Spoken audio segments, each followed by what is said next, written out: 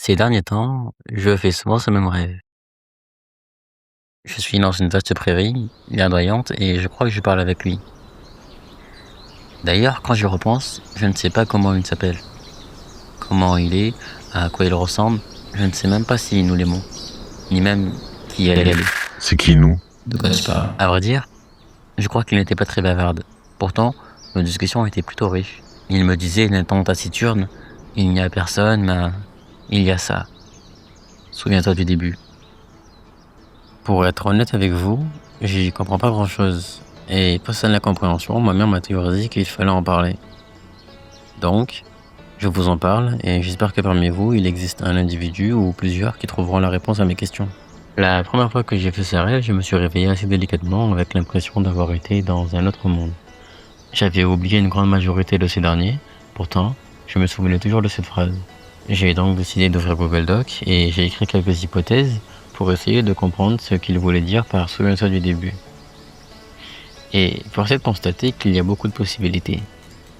Il pourrait tout à fait faire référence au début de l'univers, de la guerre, d'une relation, de l'humanité, de l'amour. La liste est assez longue.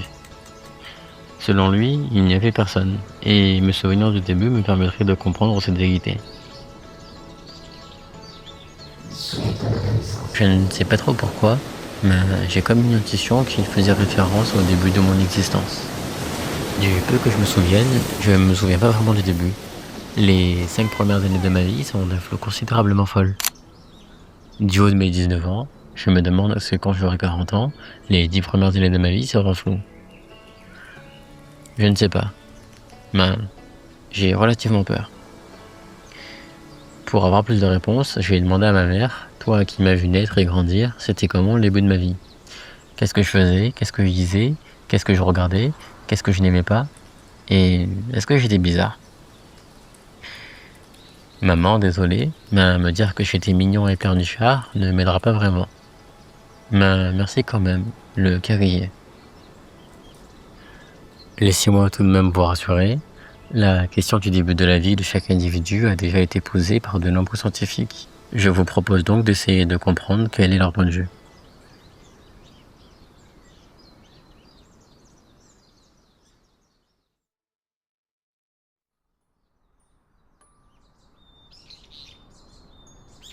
Au commencement, il n'y avait rien.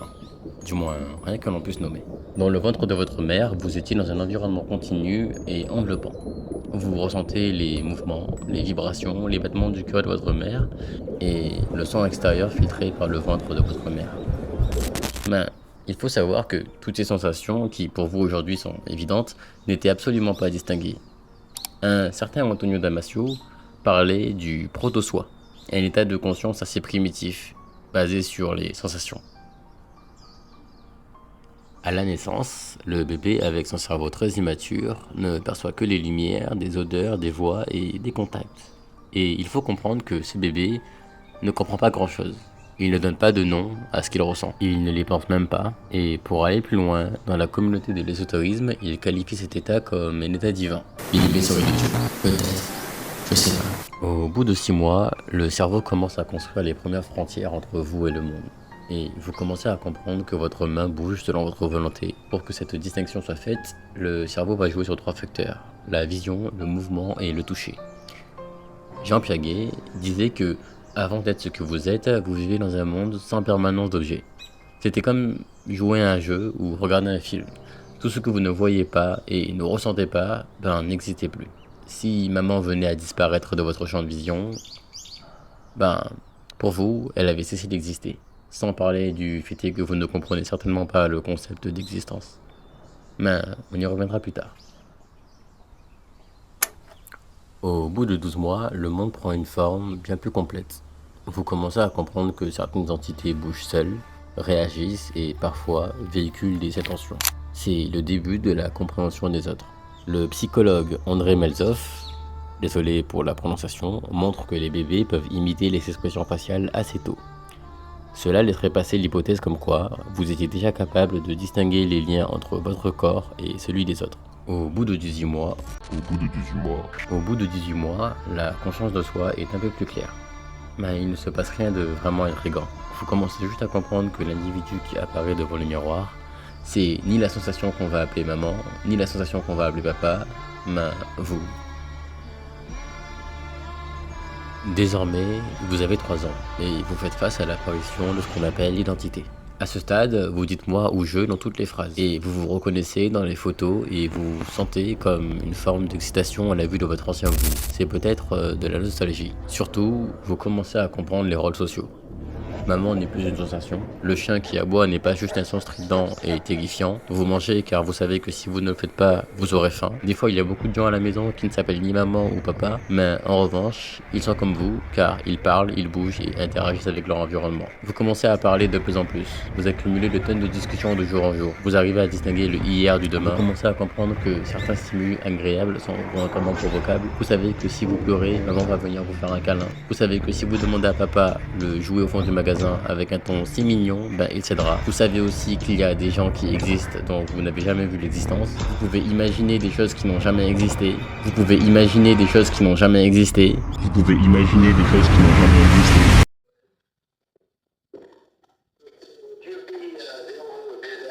À vrai dire, je crois qu'il n'était pas très bavarde. Pourtant, nos discussions étaient si riches. Il me disait juste, il n'y a personne, mais il y a ça. Comment ça, il n'y a personne? C'est pas possible, ça fait 19 ans que je parle avec des millions de personnes, donc se rien sorti de nulle part va me faire croire que je suis seul.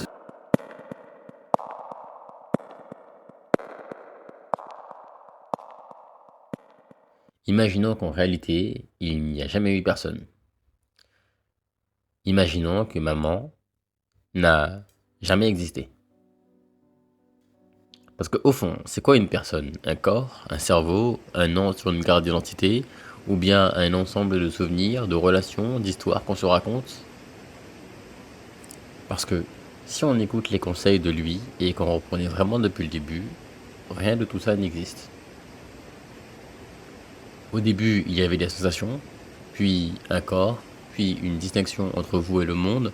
Ensuite sont arrivés les autres, maman, papa, les gens, les voix, les regards, et petit à petit, au milieu de tout ça, quelque chose s'est formé. Vous. Mais ce vous, d'où vient-il vraiment? Parce que quand on regarde de près, l'identité ressemble moins à quelque chose que l'on découvre et beaucoup plus à quelque chose que l'on construit. Une construction lente, faite de souvenirs, de mots, de regards des autres, de rôles sociaux. Votre prénom, votre nationalité, votre caractère, vos goûts, tout ça, vous ne l'aviez pas au début. Alors peut-être que la phrase de mon rêve voulait dire autre chose.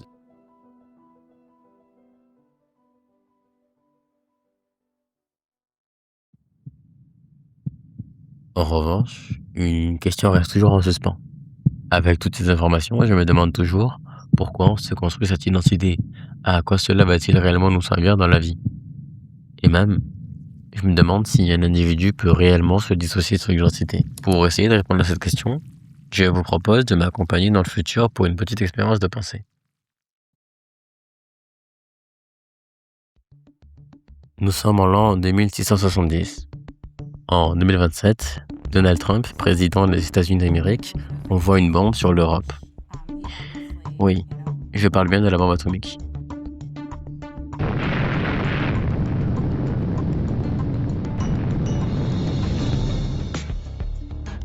À l'heure actuelle, les raisons de cette action restent encore inconnues.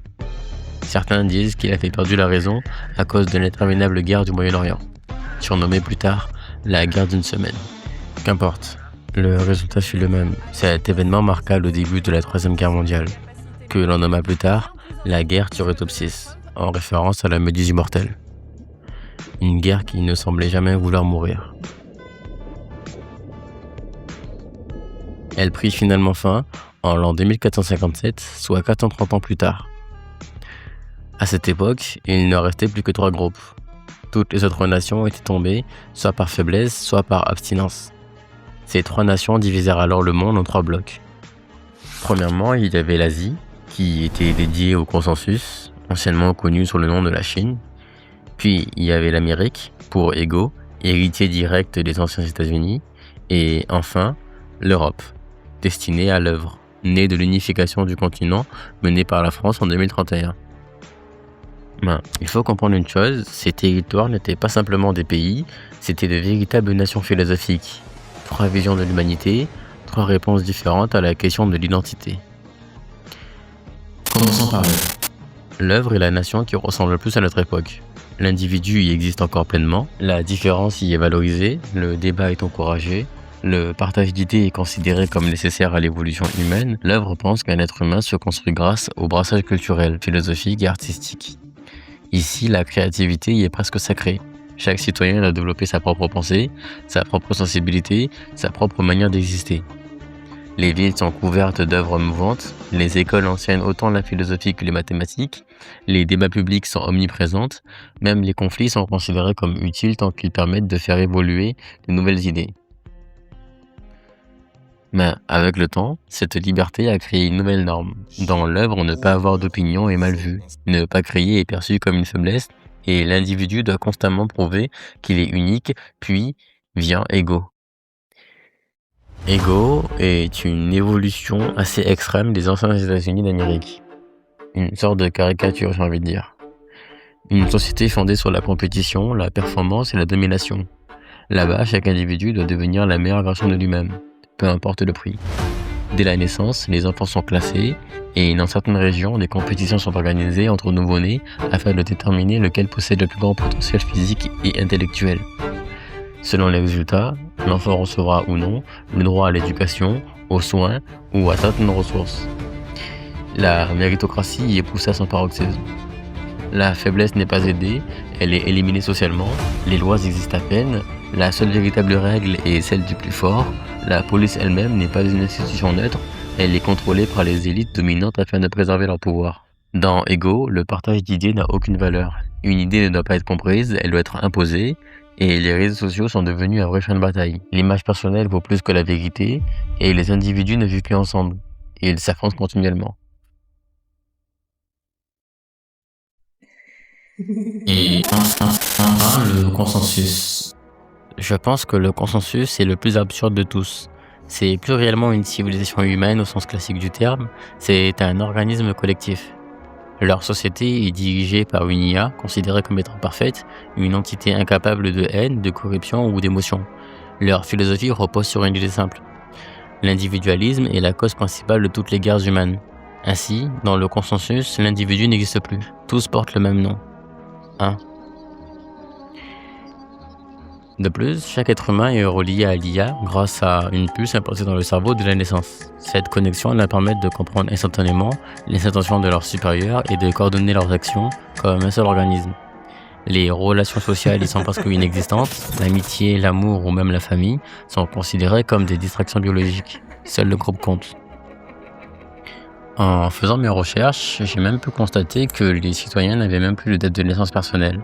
C'est l'IA qui décide quand les femmes ont le droit d'accoucher afin de maintenir un équilibre parfait de population. Par exemple, le 27 avril 2675, exactement 1,35 milliard d'enfants doivent naître sur le territoire du consensus. Chaque district reçoit alors un quota précis. Si un enfant naît avant ou après la date imposée, il est immédiatement éliminé. Car dans le consensus, aucune anomalie doit exister. Et si un individu se révèle inférieur à la norme, il est supprimé. Mais plus terrifiant encore, si un individu est supérieur à la norme, alors c'est la norme qui est...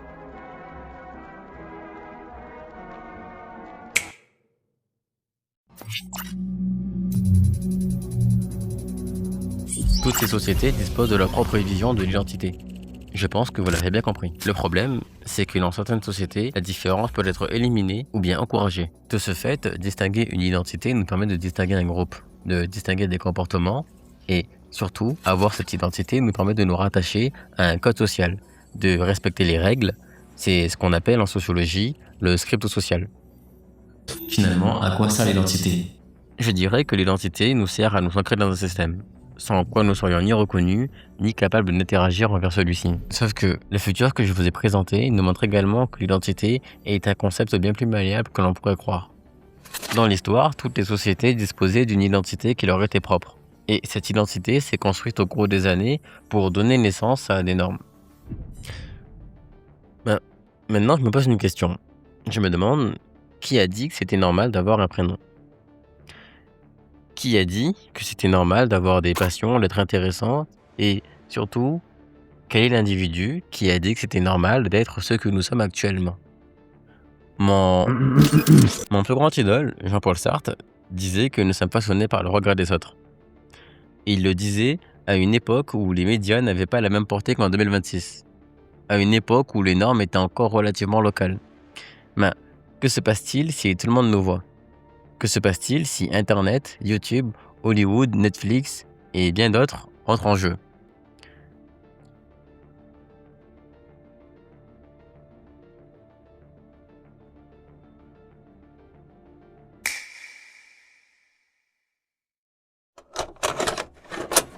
Pourquoi il y a des personnes?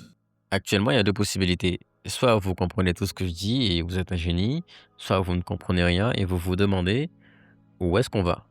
Pourquoi je vous parle de cinéma, de ce futur, de l'ego, du développement d'un enfant? Est-ce que tout cela va vraiment vous permettre de comprendre mon rêve? Pour être honnête, je ne sais pas vraiment ce que vous pensez, si vous avez déjà une réponse, mais je vous propose tout de même de faire une courte pause. Juste quelques secondes pour laisser votre cerveau respirer, digérer tout ce qui vient d'être dit et peut-être même d'essayer de remettre de l'ordre. Dans mon immense bonté, je vous laisse une vidéo qu'on pourrait presque qualifier de satisfaisante, pas pour vous distraire, mais peut-être pour vous permettre de reprendre un peu de contrôle sur ce que vous venez d'entendre. Bon, on est reparti. Si vous ne comprenez toujours pas, Désolé, je ne peux rien faire pour vous. parce que la vérité, c'est que moi non plus, je comprends rien. Quand je prononce ces mots, je n'ai aucune idée de comment va finir ma prochaine phrase. Aucune direction claire, aucun plan précis, Je vous ai emmené avec moi depuis le début de cette vidéo sans jamais vous expliquer où est-ce que j'allais. et ce n'était pas un choix narratif, c'est simplement que je ne sais pas où est-ce que je vais. Et je ne sais pas ce que je suis censé vous dire pour que tout ça ait du sens. Et je sais encore moins si cette vidéo verra réellement le jour. Peut-être qu'elle n'aura jamais de fin, peut-être qu'elle n'aura même pas de raison d'exister, et pourtant, je continue de parler. Alors, si vous cherchez une conclusion claire, un message précis, une réponse à tout ce que j'ai posé, je suis désolé. Je ne l'ai pas.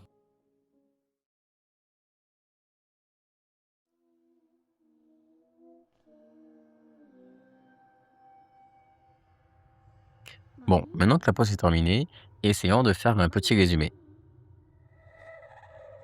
L'identité, ce n'est pas du tout ce que vous croyez. L'identité n'est pas inscrite en chacun de vous et vous êtes en réalité personne.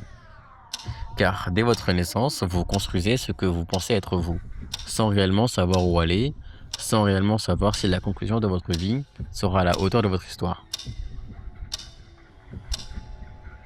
En réalité, tout comme moi, vous êtes peut-être un narrateur. C'est assez marrant, mais vous êtes peut-être victime de votre existence. Si vous n'avez pas donné naissance à cette future réflexion, je ne serais pas en train de passer des mois et des mois et des mois à réfléchir à la fin de cette vidéo. Si vous n'étiez jamais né, vous n'auriez pas à réfléchir à ce que vous... En dehors de tous ces artifices sociaux, en réalité, il n'y a rien. Dans votre classe, il y a des gens, oui, c'est factuel, mais ces gens ne représentent rien à part un amas d'atomes qui forment des particules et ces mêmes particules forment des cellules et ces dernières forment un corps. Et dans cette extrême combinaison de hasard, des réactions chimiques vont se produire. La conscience, la mémoire, la réflexion et vos idées viennent probablement de ce mélange hasardeux. Il ne s'agit pas de Dieu, pas d'une forme de conscience supérieure, simplement la probabilité d'être là. C'est assez impressionnant comme concept, mais dans l'immense grandeur de l'univers, il existe des centaines et des millions, voire des milliards de variantes de l'existence. Certaines animent la vie, d'autres la nomment, d'autres la pensent, d'autres la subissent, mais le seul point commun, c'est qu'elle existe. Lorsque je regarde mon entourage, je ne peux m'empêcher d'être envahi par une vague d'absurdité. Nous ne sommes rien et nous sommes condamnés à être un résultat. Nous sommes condamnés à interpréter vous, je, tu, eux, nous, lui, groupe, moi, sujet, identité, juste parce que le hasard en a décidé ainsi. Je dois vous avouer quelque chose. Je me sens relativement bien. J'ai l'impression d'avoir enfin mis la main sur ce rêve que je ne comprenais pas depuis des mois. J'ai l'impression d'avoir trouvé une logique à tout ça. J'ai l'impression de comprendre cette phrase. Il n'y a rien, mais il y a ça. Le concept de personne n'existe pas vraiment et rien n'est préétabli. Notre identité, c'est une construction façonnée par nos expériences, mais tout comme l'interprétation que j'ai fait de mon rêve, c'en est une. L'identité reste quelque chose de profondément subjectif. On interprète ce que l'on est à travers nos émotions, nos sensations, nos blessures, nos envies, mais cela ne veut pas forcément dire qu'il s'agit de la vérité absolue. Ça ne veut pas dire que cette interprétation est réellement moi. Ça ne veut pas dire que mon hypothèse sur ce foutu rêve est forcément juste. Bref, tout ça pour dire que cette identité que vous vous donnez est qu'une possibilité parmi des milliers d'autres. Une version de vous-même que vous essayez tant bien que mal de rendre cohérente avec l'image que vous avez de vous. Et avec le temps, vous avez fini par confondre cette interprétation avec la réalité, comme si cette histoire que vous vous racontiez sur vous était réellement vous. Pourtant, vous êtes incapable de définir pleinement votre existence avec des mots, sans forcément faire d'erreur, sans simplifier quelque chose d'infiniment plus complexe. Mais ce n'est pas grave. Absolument pas. Parce que malgré cette impossibilité à se comprendre parfaitement, quelque chose existe quand même. Moi, j'ai réussi à construire une hypothèse à partir de ce rêve. Et vous, vous avez réussi à construire une histoire qui vous est propre. Une histoire qui vous semble cohérente, logique, presque réelle. Et même si on se trompe, ce n'est pas si grave.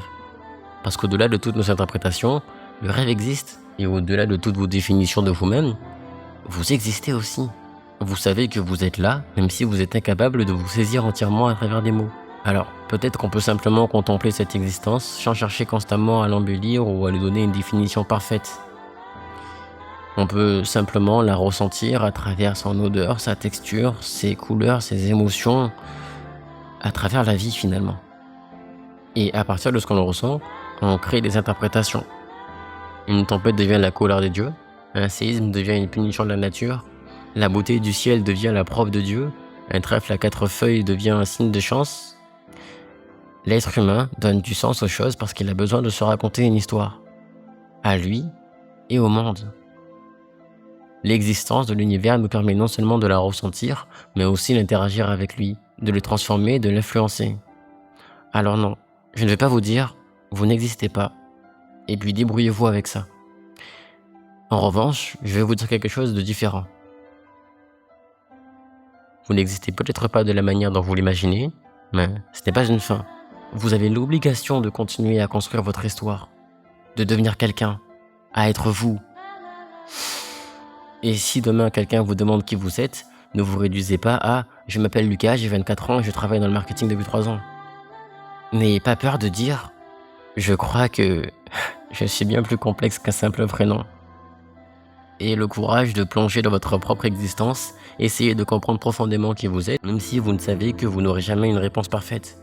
Continuez à écrire votre histoire et surtout continuez à écouter celle des autres. Pour finir, j'ai un petit exercice pour vous. Vous allez répéter exactement ce que je dis. Sans rien ajouter. Et vraiment jouer le jeu. C'est important. Je suis, donc je suis.